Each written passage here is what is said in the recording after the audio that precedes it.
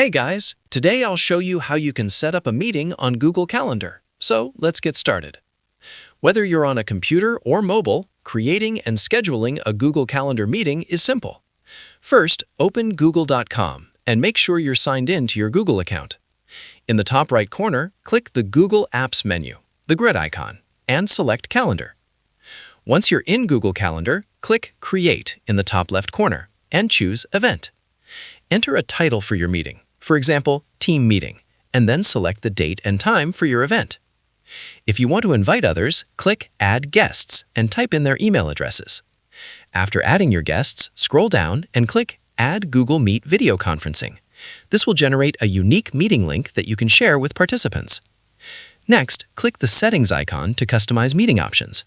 Here, you can control who can join your meeting, either trusted guests only or allow anyone with the link. Once you're done, click Save. You can then copy the meeting link, add any additional notes or details, and click Send to notify all guests. Your scheduled meeting will now appear in Google Calendar. You can also paste the copied link in a notepad or message for quick access before the meeting starts. That's it. I'll be back with more in the next video.